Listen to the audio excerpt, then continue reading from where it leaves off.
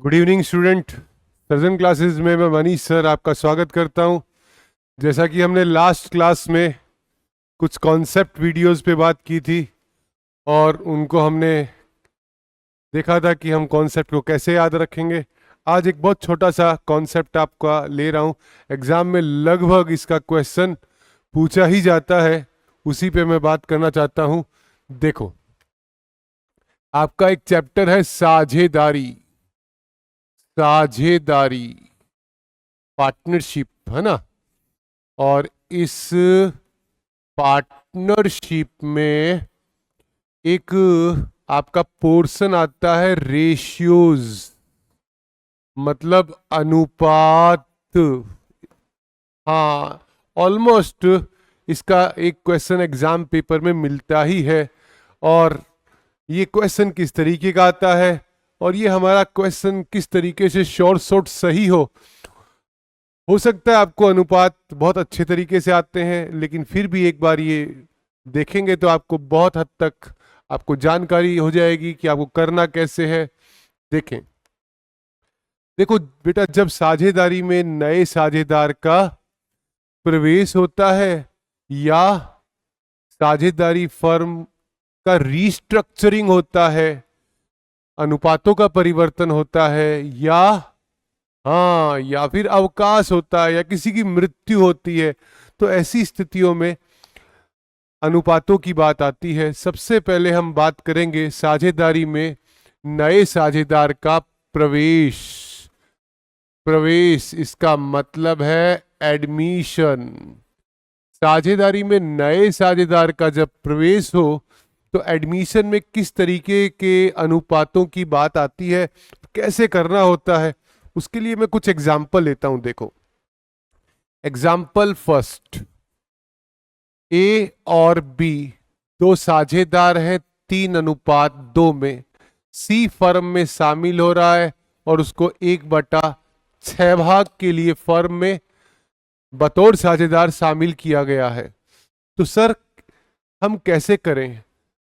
Traditional तरीका ये है कि हम बोलते हैं कि माना कि फर्म का हिस्सा 1, इसमें से 1/6 नए साझेदार का हिस्सा माइनस करके फिर हम कैलकुलेशन करें। एक तरीका और है, देखो कैसे।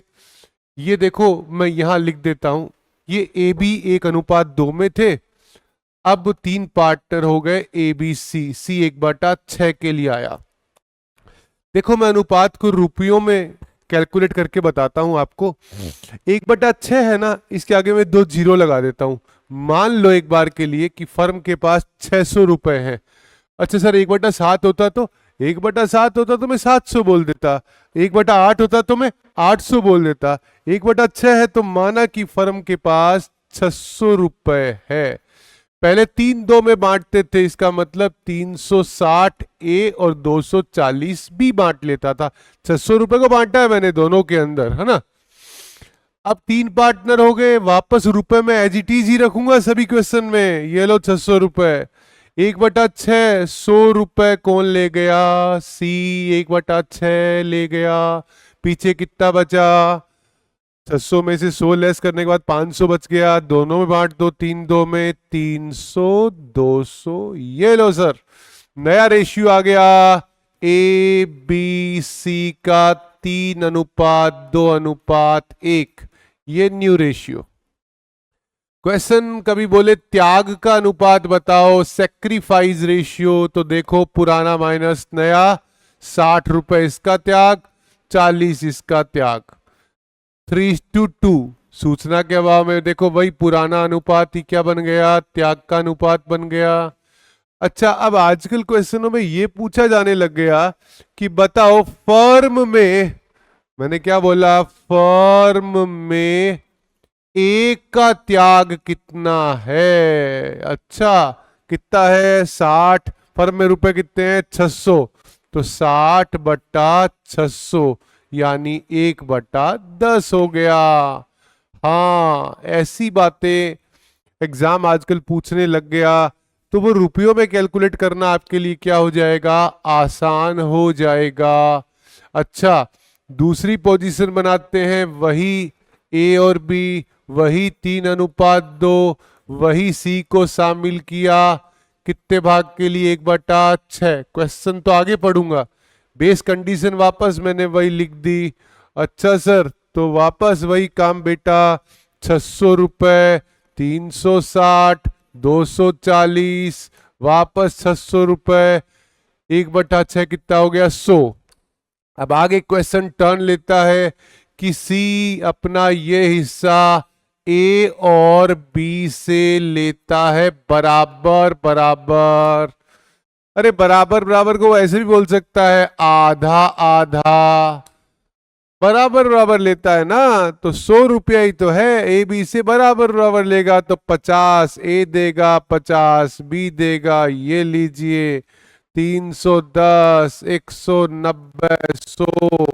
तो रेशियो क्या बन के आया, नया रेशियो 31, 19, 10। ये लो नया रेशियो, सीधा कैलकुलेट हो गया, कहीं दिमाग लगाने की जरूरत नहीं है। अगर वो बोलता कि सर ये कंडीशन नहीं है, सी अपना ये हिस्सा ए और बी से 3:1 में लेगा, तो क्या करना था, कुछ नहीं। ये लो ए बी सी, वही 600 रुपये, वही 100 को 3:1 में बांट दो, 75 यहाँ कम कर दो, 25 यहाँ कम कर दो। तो 360 में से 75 कम कर दूंगा तो 285, 215 और 100। इसको सरल कर लो, आपका अनुपात फिर आ जाएगा। हाँ, इसका मतलब बहुत आसान है।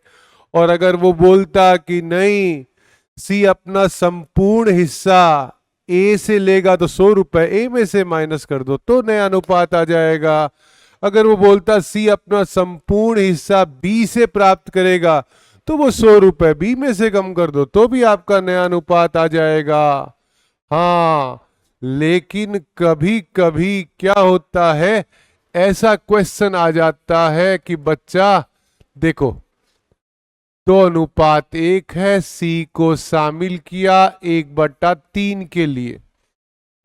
अब बच्चा क्या होता है, पजल हो जाता है। वो पता है कैसे सोचता है, वो कहता है देखो ए बी सर ने सिखाया, सी 1/3 के लिए कितने रुपए, 300 रुपए, 200, अनुपात यही था ना, 2:1, 200 और 100।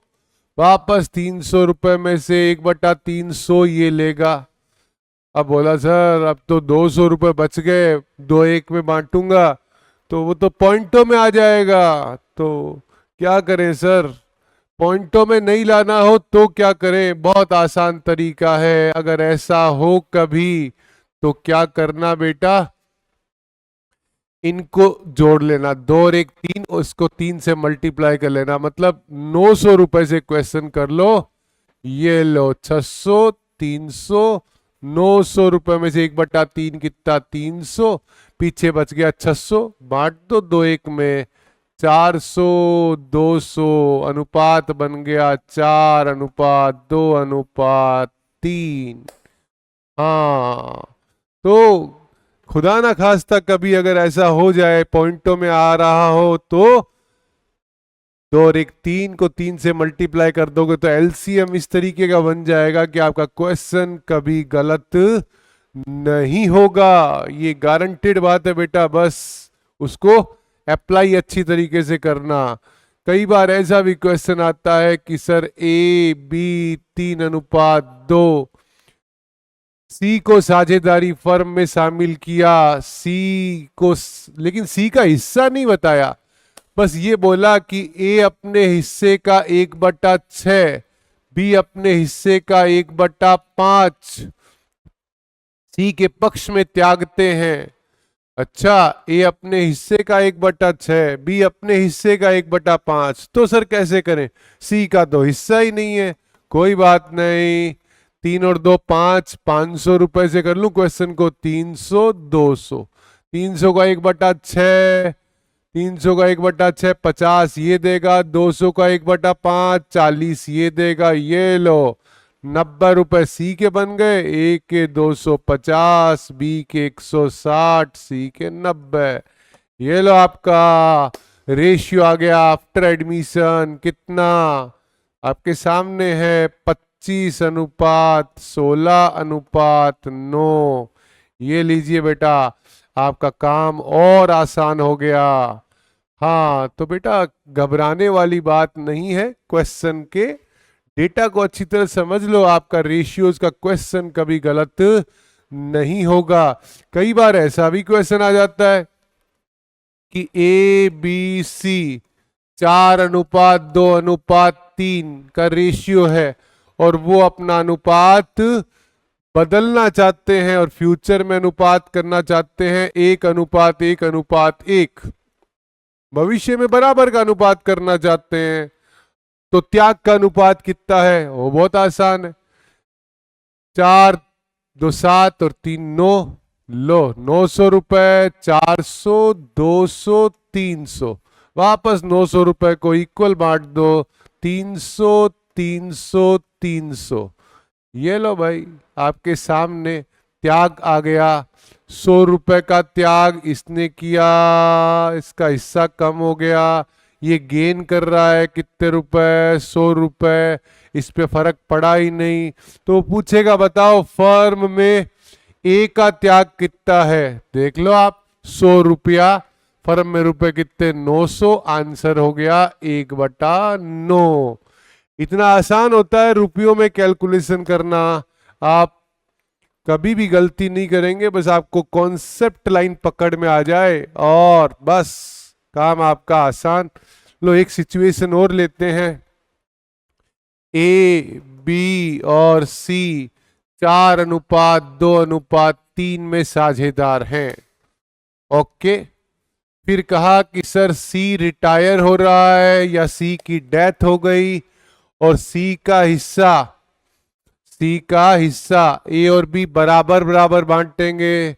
ये लो 4 2 6 3 9 900 रुपए, 400 200 300। सी का हिस्सा कितना है? 300। कौन बांटेंगे? ए और बी बराबर बराबर। 150 इसको दे दो, 150 इसको दे दो, काम खत्म। 550 और 350। ये लो नया रेशियो हो गया 55:35। क्वेश्चन कैसा भी हो, बस ध्यान क्या रखना है, डेटा को समझते हुए और क्वेश्चन को आसान बना देना है और कुछ नहीं करना क्वेश्चन के अंदर। क्योंकि जब मैं आपको प्रैक्टिस सीट के भी अभी क्वेश्चन करवाऊंगा, जितने कॉन्सेप्ट मैंने करवाए हैं उतने ही मैं आपको कॉन्सेप्ट के क्वेश्चन भी करवाऊंगा। तो जब क्वेश्चन सॉल्व कराऊं तब आपको ये पता चलेगा कि देखो सर ने जो बताया था वो तरीका फॉलो करने से हमें कितना फायदा मिला।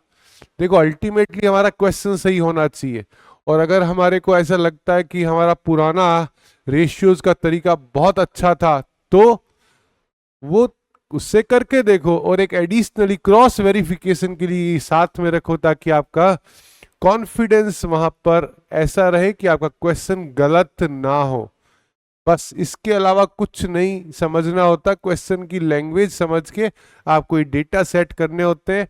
एलसीएम ऐसा रुपए में रखना होता है कि वो सब चीज़ों से डिवाइड हो जाए और आपका रुपए के अंदर आवंटन इस तरीके का हो कि आपका क्वेश्चन आसान हो जाए। बस ये ध्यान रखना। तो आज की क्लास में हमने एक छोटी सी बात की कि अगर रेशियोज का क्वेश्चन आता है तो हमें उसको किस तरीके से डील करना है।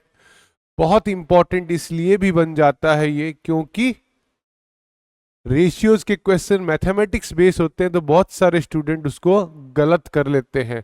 तो आपसे वो गलती ना हो इसलिए इस तरीके को फॉलो करते हुए चलना। ओके, अब एक बहुत छोटा सा पोर्शन आपके साथ ले रहा हूं जिसका नाम है ट्रायल बैलेंस। देखो बहुत छोटा सा पार्ट है तलपट का, बहुत सीखने वाला पार्ट है। इसमें से मैक्सिमम तो क्वेश्चन जो आता है वो थियोरिटिकल ही आता है, पर कॉन्सेप्ट नॉलेज आपका बहुत अच्छा होना चाहिए। मैं बताता हूं कैसे। देखो बेटा, तलपट जो है ना, ट्रायल बैलेंस, वो लेखांकन की जिस प्रक्रिया में बनता है उसका नाम होता है वर्गीकरण। कोई पूछे किस में बनता है तो जवाब है पुस्त पालन में बनता है। कोई पूछे कौन सी लेखांकन के कौन से स्टेज में बनता है तो आंसर है थर्ड स्टेज पे बनता है। कोई पूछे कभी कि तलपट क्या खाता है क्या, क्या तलपट अकाउंट है क्या, तो बेटा याद रखना एक खाता नहीं है। तो पूछे तलपट विवरण है क्या, यानी क्या तलपट स्टेटमेंट है क्या, तो यस तलपट स्टेटमेंट है। पर स्टेटमेंट में याद रखना क्या ये फाइनेंशियल स्टेटमेंट है क्या, वित्तीय विवरण, तो ये नहीं है। इसके लिए फिर बोल रहा हूं, ये फाइनल अकाउंट का पार्ट, फाइनल अकाउंट का पार्ट है क्या, तो जवाब है ये फाइनल अकाउंट का पार्ट नहीं है। तो सर ये विवरण है क्या, सर ये विवरण है, ये स्मरणार्थ विवरण है, मतलब इसको बनाना कंपलसरी नहीं है, ये ऐच्छिक है, ये लेखा पुस्तक का भाग नहीं है, ये तो महज एक सूची है। सूची का मतलब है लिस्ट ऑफ अकाउंट है। तो पहली तो आपको ये चीज पता होनी चाहिए। तलपट वर्गीकरण प्रक्रिया में बनता है, पुस्तपालन में कवर होता है, स्टेज थर्ड में बनता है, खाता नहीं है, विवरण है, वित्तीय विवरण नहीं है, अंतिम खातों का भाग नहीं है, ये तो एक सूची है, इसको स्मरणार्थ विवरण बोलते हैं, ना ये लेखा पुस्तक का भाग है, ना ये अंतिम खातों का भाग है, ये तो केवल, अब शब्द याद रखना, अगर बात करें शुद्धता की, प्योरिटी की, तो ये याद रखना ये केवल और केवल अंक गणितीय शुद्धता बताता है। याद रखना ये कभी भी लेखांकन शुद्धता नहीं बताता, ये केवल गणितीय शुद्धता बताता है, लेखांकन शुद्धता नहीं बताता। और याद रखना अगर ये आ जाए कि तलपट हम कौन सी अशुद्धि को ढूंढने के लिए बनाते हैं, तो आंसर होगा आपका लिपिकीय अशुद्धि। ट्रायल बैलेंस केवल लिपिकीय अशुद्धियों को ढूंढने के लिए बनाते हैं। फिर आता है तलपट में कौन से खाते शामिल होते हैं, पर्सनल, रियल, नॉमिनल, 3 खाते होते हैं भाई। और स्टूडेंट इसका जवाब देता है कि साहब तलपट में अवास्तविक खाते शामिल नहीं होते, वो जवाब गलत है। तलपट में तीनों खाते, पर्सनल, रियल, नॉमिनल, ये तीनों खाते तलपट में आते हैं। अरे भाई तलपट तो सूची है, खाता भाई में जितने खाते खोले उनकी सूची है। तलपट शेष देखने की जगह ही नहीं है, शेष देखने की जगह तो बैलेंस शीट होती है। तलपट तो मात्र एक सूची है, जितने अकाउंट आपने लेजर में बनाए हैं बस उनके बैलेंस दिखाने की वो एक सूची है, ये ध्यान रखना। अच्छा, और ये याद रखना कि तलपट के जब डेबिट पक्ष का योग क्रेडिट पक्ष से नहीं होता तो सस्पेंस वहां खुलता है जहां कमी हो। जहां पर कमी होगी ना सस्पेंस अकाउंट वहीं पे खुलेगा। जैसे डेबिट का शेष 100, क्रेडिट का 80 है, कमी क्रेडिट में 20 रुपए की है, सस्पेंस अकाउंट क्रेडिट पे अपनी जगह बनाएगा। हाँ, तो ये तलपट के लिए कुछ बेसिक जो चीजें हैं वो आपको ध्यान में रहनी चाहिए, क्योंकि जनरली स्टूडेंट जो करता है वो ऐसी गलती करता है। फिर एक बात ध्यान रखना, जो आपका तलपट है जिसको आप बोलते हो ट्रायल बैलेंस, इस ये है ना बेटा, ये पॉइंट ऑफ टाइम, ये पॉइंट ऑफ टाइम स्टेटमेंट है। पॉइंट ऑफ टाइम स्टेटमेंट होता है ना, उसके साथ लिखा होता है एज ऑन, एज एट। और जो बेटा पॉइंट ऑफ टाइम स्टेटमेंट होते हैं ना वो हमेशा निश्चित तिथि, हाँ निश्चित तिथि या बोलूं कोई ज्ञात दिवस ये ज्ञात दिवस को बनाते हैं। इसका मतलब ये है कि ये कभी कोई महीने की स्थिति, वर्ष की स्थिति नहीं बताते, ये पॉइंट ऑफ टाइम स्टेटमेंट है। पॉइंट ऑफ टाइम स्टेटमेंट में कौन कौन आता है? बैलेंस शीट और ट्रायल बैलेंस, क्योंकि मैन्युफैक्चरिंग, ट्रेडिंग और पी एंड एल उनके साथ फॉर द पीरियड लगता है। ये फॉर द पीरियड वाले नहीं है, ये तो पॉइंट ऑफ टाइम स्टेटमेंट है। इनके साथ एज ऑन, एज एट ये लगता है। अच्छा, और वो वाली जो बात है मैंने प्रीवियस क्लास में कही, वो हमेशा याद रखना। देखो, जो ट्रायल बैलेंस में तीनों खाते आते हैं, पर्सनल, रियल, नॉमिनल। अब कोई पूछे कि कोई खाता तलपट के अंदर है, वो अंतिम खाते बनाते समय कहाँ जाएगा, तो बस ये रूल याद रखना, पर्सनल, रियल और नॉमिनल का। मतलब पर्सनल और रियल कहाँ जाएंगे? बैलेंस शीट में। और नॉमिनल कहाँ जाएंगे? वही ट्रेडिंग पी एंड एल में। तो ये बातें ट्रायल बैलेंस में से ज्यादा फोकस करके पूछी जाती है, वो हमारे से गलत नहीं हो, सबसे पहली कोशिश आपको ये करनी चाहिए। अच्छा, फिर बात आती है कि साहब ट्रायल बैलेंस जो बनाते हैं उसको बनाने के वैसे मेथड तीन है। बैलेंस मेथड है, शेष विधि, योग मेथड है, टोटल विधि, और तीसरी जो है योग तथा शेष विधि। विधियां तीन है, पर सर्वाधिक प्रचलित विधि जिससे बनता है वो शेष विधि होती है। और शेष विधि से जो तलपट बनता है उसको हम बोलते हैं शुद्ध तलपट। कौन सा? शुद्ध। और जो योग विधि से बनता है उसको हम बोलते हैं सकल तलपट।